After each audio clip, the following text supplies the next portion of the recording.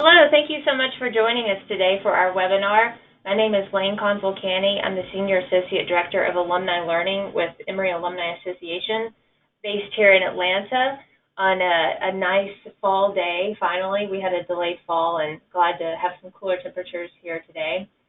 This is a live webinar, so I invite everyone to submit your questions in the question box of the GoToWebinar dashboard.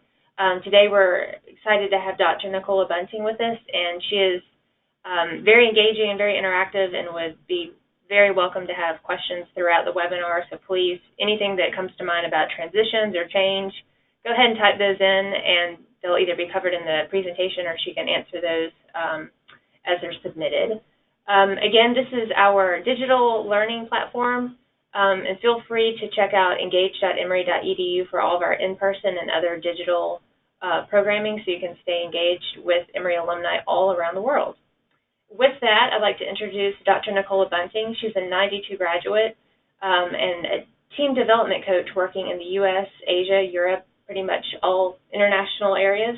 She's responsible for making many high-performing teams work through change and looks forward to coming to work and making magic with her colleagues. She has over 20 years of experience and, as I said, has worked with teams around the world. Her focus is more on mid and senior career leaders, so hopefully that's going to connect with a lot of you all in your current roles or as you're kind of progressing in your roles right now. And as many of you know, you can be in a corporation for many years and big changes come through, or maybe even those small restructuring changes come through, and sometimes they're hard to adapt to. So we hope today is going to give you some tools to adapt to those changes and learn how to be most successful in your professional world. With that, I'm going to turn it over to Nicola. Thanks for being here. Thank you, Lane, and thank you for the invitation. I'm really happy to be here with you, my fellow alumni this afternoon. And I'm doing this webinar in England, and I was just saying to Lane, it's a very grey, rainy autumn English afternoon here. And she tells me that the weather's much better in Atlanta. So you're all very lucky if you're anywhere near Atlanta today. So as Lane said, I am very interactive in my approach. So I would love to hear all of your questions and to answer as many as possible. So please don't hesitate to type them in, and Lane will let me know when there's a few, when it's a good time to answer them. So I have been working as an executive coach for about 20 years and as a team coach probably for about 16 years, I guess. And I work with teams all around the world. So I work with teams in the US, in Europe, in Asia, in Africa, in South America. And I found that no matter what culture, there are always similar issues and similar opportunities and similar challenges. So I want to share with you today some ways of thinking and some strategies that you can use with your team to make them better performing and happier places to be. So Lane has already introduced me, so I'll just say my coaching company is called La Vita Nuova, which means the new life. And I run a coach training academy called World Class Coaching Academies for corporate escapees and wannabe coaches.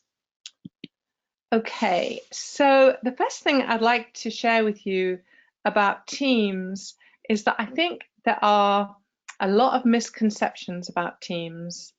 So have you heard the expression, there is no I in team? And actually, that's wrong. Grammatically, it's right, but actually it's wrong because a team is obviously composed of individuals. And I find that the single best approach with transforming teams in a fun way is kind of zooming in and zooming out. So looking at the team as a collective entity, as a kind of an organism in itself, and also looking at all the individual people within the team. And I find as an executive coach that if I coach the leaders individually and coach the team collectively, that interplay between the individual and the team creates the best results. And so I think one of the misconceptions is that if you get your team together for kind of an away day and you go and build a raft together or have a cookery class together, that's going to transform performance. And In my experience, it doesn't. And the introverts in the team dread it and hate every minute. And it can be a tolerable day out, but it doesn't do much for improving team performance. I think that's mistaken. And I feel like, well, I guess I know that the better approach is a much more systemic, profound, ongoing approach where you take the team development to, say, a year and create objectives for the team and create objectives for individuals within the team, and then measure it at 3 monthly intervals to see what the progress has been. And there are some great frameworks that I use with teams to actually assess numerically how the team is performing across a whole variety of different axes, different things, for example, how much the team is helping each other, to what degree the team feels under pressure, to what degree they feel recognized as an individual. So there's various parameters, and we can measure this and then actually track the performance, which is super exciting. So this slide, I think, is worth saying a little bit about. Individuals want to be in successful teams. That's pretty obvious. But I'd add, individuals want to be successful in a team. And so that goes to what I was saying earlier about the importance of simultaneously looking at the individual and the team, because we need to do both. And so you probably, I'm guessing all of you work in teams. Maybe you lead teams, or maybe you're part of a team, or maybe you're part of a team and you lead another team. So you've all had experience of what happens when teams go wrong.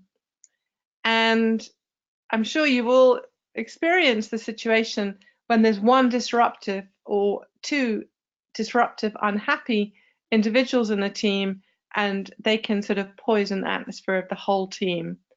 And conversely, if there's a couple of really engaged, enthusiastic, happy, proactive people in the team, they can galvanize the team forward.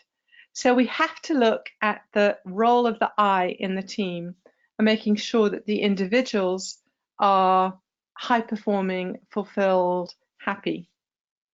And the other thing that I see as the biggest problem with teams, apart from ignoring the role of the individual and apart from treating team development as kind of an away day, superficial, fun thing, which really minimizes the results and loses the opportunity that you've got. So apart from those two problems, I think the other problem, and you'll probably all recognize this, is that teams often focus on results at the expense of the relationships. So it's kind of like they focus on the destination rather than the journey. And I've worked at Google for a while, and what they've done in terms of their team development is basically say that the relationships in the team, the journey of the team is fundamental to getting great results, and that is entirely true. And yet we might know that intellectually, but then when we're under pressure and we've got a deadline and everyone's looking at us to see if we achieve it, the temptation is to focus on the destination and just think, oh, we'll get through it. What does that mean practically? So it means people being short with each other, stopping the kind of social conversations and relationships with each other, working too long hours, neglecting their work-life balance, getting on the edge of burnout. It means a whole lot of negative things. And so this is a little bit controversial, what I'm going to say, but I know it to be true, and I'd love to share it with you, that no matter the pressure for the results, and no matter the importance of the results, you're always going to get better results when you slow down and think about the journey and the experience of the journey and what it feels like to be in the team. Because there's always going to be one more deadline and one more pressure. It's kind of never ending, right? But if you want to make your team a happy team, then the experience of working together matters. And that means a whole lot of things, a whole lot of little things. Socializing as a team, maybe going out for drinks every couple of weeks, having a culture where it's okay for people to chat over coffee, not expecting people to work overtime consistently, or to answer emails on a Sunday, not emailing your team at the weekend. It's a whole lot of things that we haven't got time to go into, but basically the happiness and the journey of the team is going to get you better results, even though that's a bit counterintuitive, because we always think, okay, we're going to focus on the results right now because we haven't got time to focus on being nice to each other. But that is really short-sighted and unsustainable. Okay, so I guess I've already made this point that you can maximize the results when you have a coach work with your team by simultaneously considering the role and the development of the individual and the team. Okay, this diagram you've probably all come across, Tuckman's theory of team development. So the kind of classic idea that a new team has to go through stages. So it forms, and then people try and get along with each other, and there's kind of some storming and some conflict, and they're adjusting, and then they develop their ways of being, and then they can start performing. And I'm here to tell you very happily that it doesn't have to be that way. You can go from forming to performing. So we can kind of do a horizontal line from 1 to 4 if you intelligently invest in team development that is going to help people connect very fast and understand each other very fast. And what it comes down to, and I'll share some specifics with you in a minute, is self-awareness and understanding each other. Because we've all got the tendency, haven't we, of assuming that our way is the only way and the right way. And that the degree to which people differ from us is the degree to which they're annoying. But actually, we are all different, and I know that's obvious, but we forget it. And we often tend to take the difference personally and think people are being deliberately annoying when they're just being themselves.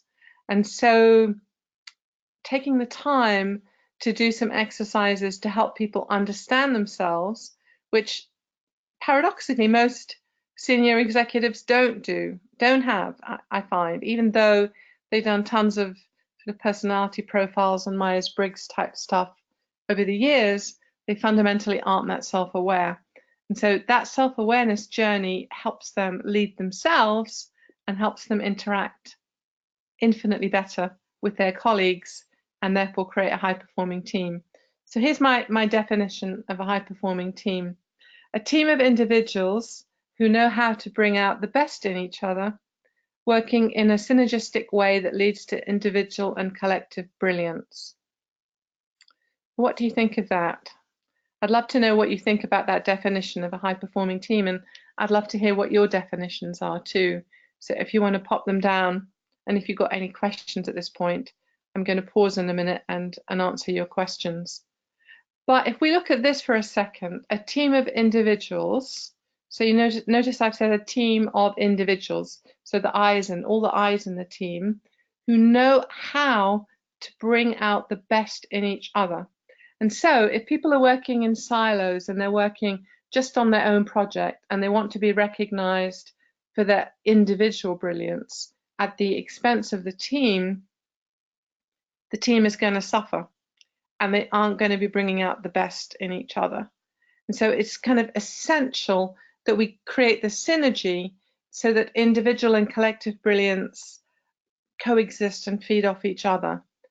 And that requires a deliberately different way of working, because I find that even in pretty sort of high functioning teams, people are still working very much in silos and not enough enhancing the potential of their colleagues. And so I'll talk about some specifics in a minute, but basically, if you've got some weaknesses and you've got some strengths, why not have your colleague who's great at your weaknesses help you with that and reciprocate the help, and that really trailblazes the results. Elaine, do we have any questions or comments at this point? We had one comment that said that sounds amazing. I don't know if we will ever get there. You totally can. I'm here to say that because I've seen so many teams get there. So it is totally possible. And I'm going to give you some concrete examples of how in a second. Any other comments or questions at this point? Not at this time. Okay. Okay, so let's have a look at these diagrams of a poorly performing team and a high performing team. So these lines represent the communication between team members. So in a poorly performing team, can you see that some team members have great connections with each other, but very weak connections with other people? And some team members are, really quite marginalized. And so there's some strong connections going on between a couple of people, but it's not over the whole team. And that is going to compromise communication, going to compromise results. Now let's look at the diagram on the right instead for a minute. This is a high performing team. And here you see individuals all having pretty strong connections with each other. And I often work with geographically separate teams. So teams with say, a senior management team where the board of directors are split between Asia, the West Coast and the States and Europe, different time zones. And people get into the habit of talking more with some people than others. And so when you've got a remote team, it's even more important to deliberately cultivate this connection, the strong connection between everyone in the team. This is the framework that I use, that I'm trained in to assess the level of team performance. It's called the 9 domains, and you can see the website there. And when I work with a team, I start by doing an assessment to measure what level they're performing at the moment. And do you see that the bottom and the top are grayed out? And that is because if a team was working at level 7 or below, they would basically be killing each other and not working together. So you very, very rarely find that. And similarly, if a team was working at the healthiest levels, they might be working in an angelic realm and not on planet Earth. So very, very unusual. But on the positive side, we can create healthy teams at this level 3 mature contribution. And I've worked with many teams to help them do that. And I see teams typically when I start working with them, typically I would say they are at levels 5 and 6. So 6 is when people are actually disrupting each other and getting in each other's way and tripping each other up.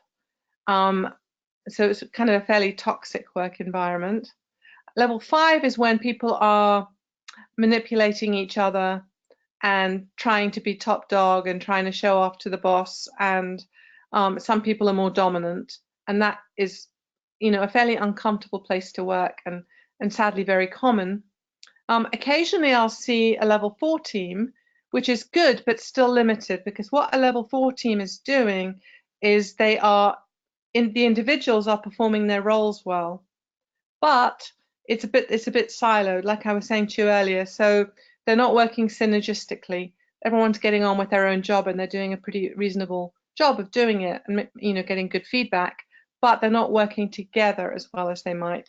And what distinguishes a level 3 from a level 4 team, and this is mega in terms of the profitability and the results of a team, is the degree to which they are collaborating and have a genuine sense of excitement about working with each other as well as working in their own role.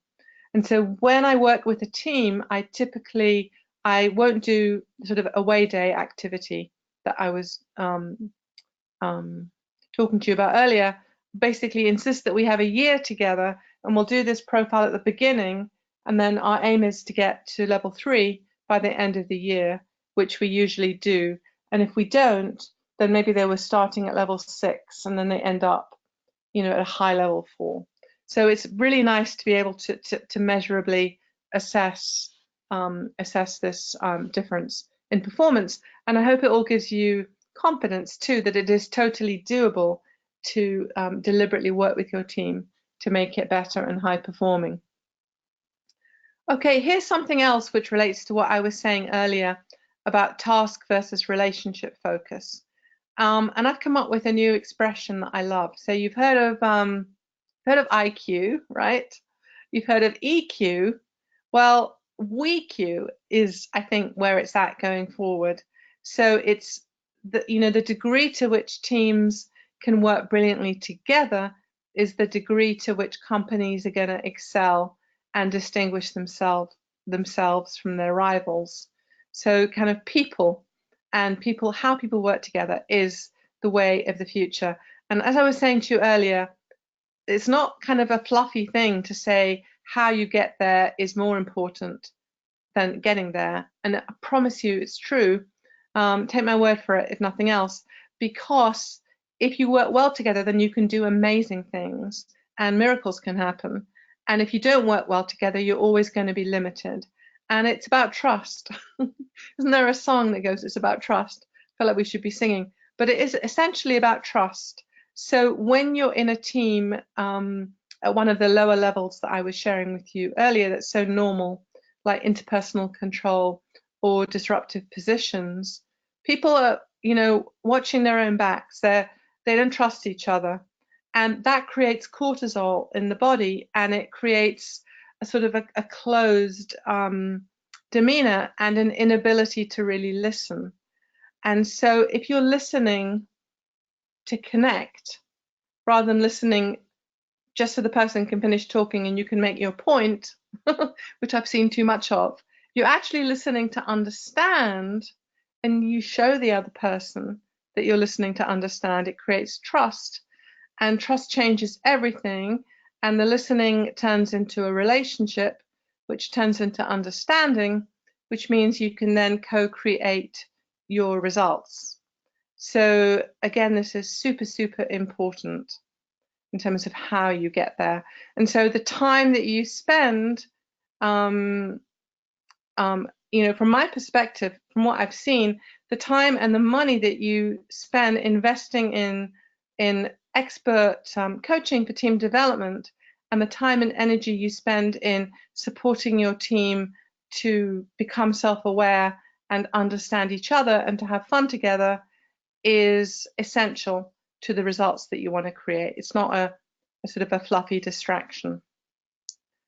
Any questions at this point, Lane? We had one question. Do you see any benefit of retreating or having a change of scenery to address these problems? I do. Really good question. I do. And I think, so basically when I work with it, I'll tell you what I do, because this is exactly it.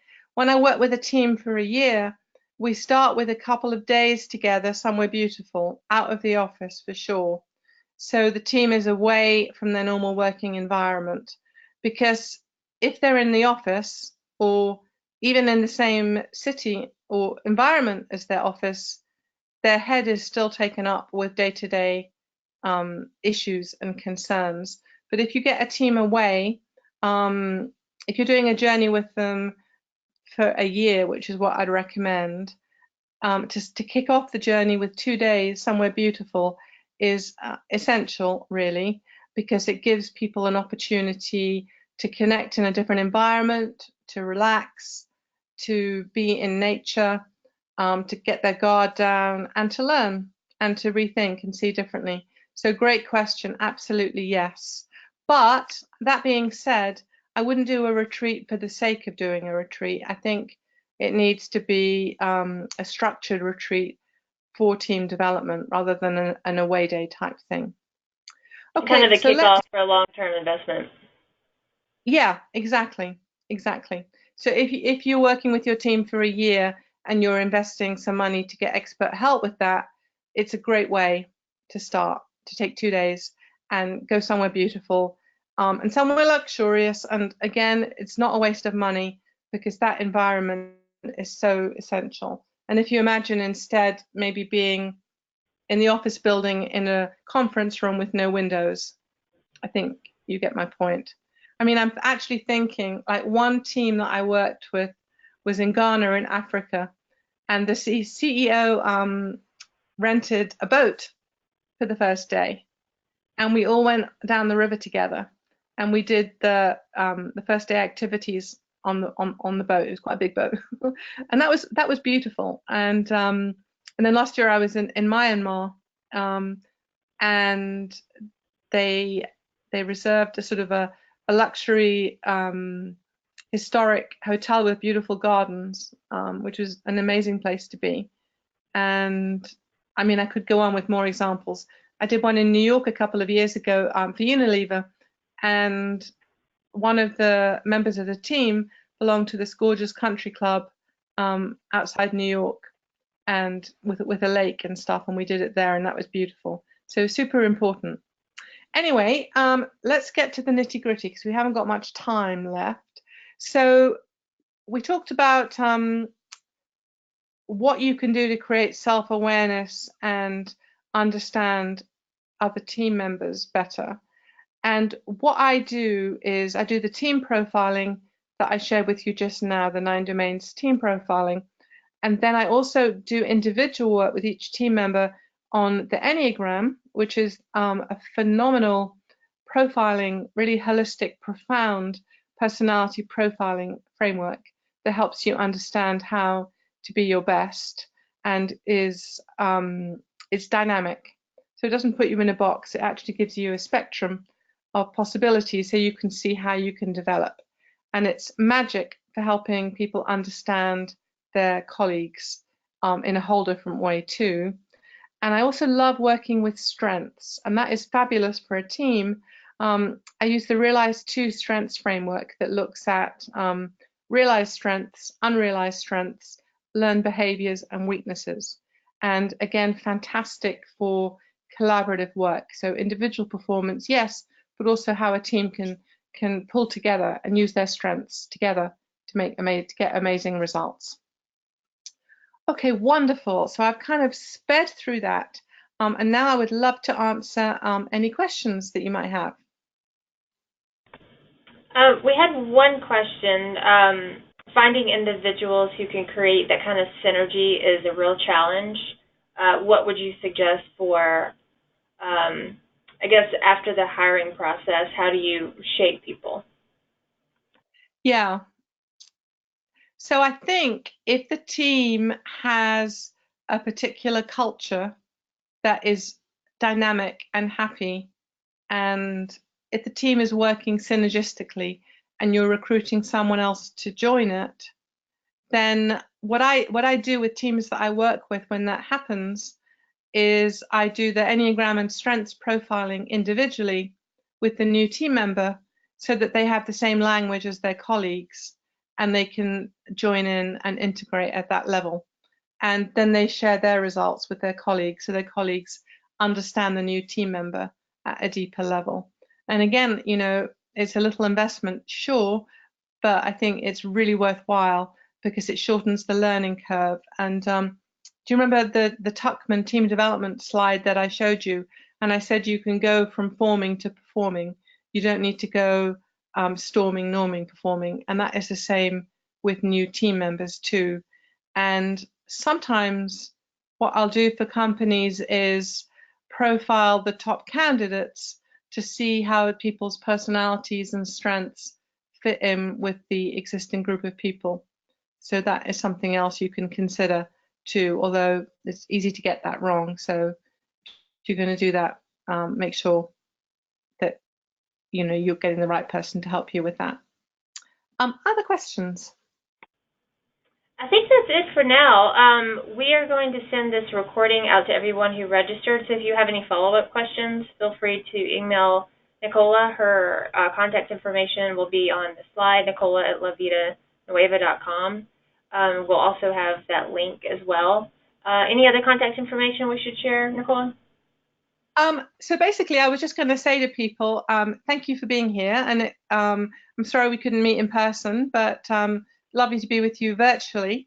And I'm happy to offer you a complimentary one-to-one if you want to have a chat with me about what you can do to take your team to new levels of performance and fulfillment. So if you wanted to have a chat with me about that, or if you want to email me anything else, my email is at the bottom of the slide. And I would be delighted to connect with you on LinkedIn.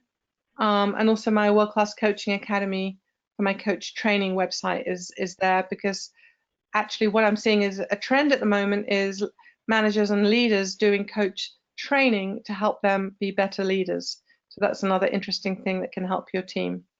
So Lane, thank you for inviting me, and it was great being here with you today. Thanks so much, everybody. The webinar recording will be sent within 24 hours. If you have any questions, please send them our way. Thank you so much. Thank you. Bye. Bye-bye.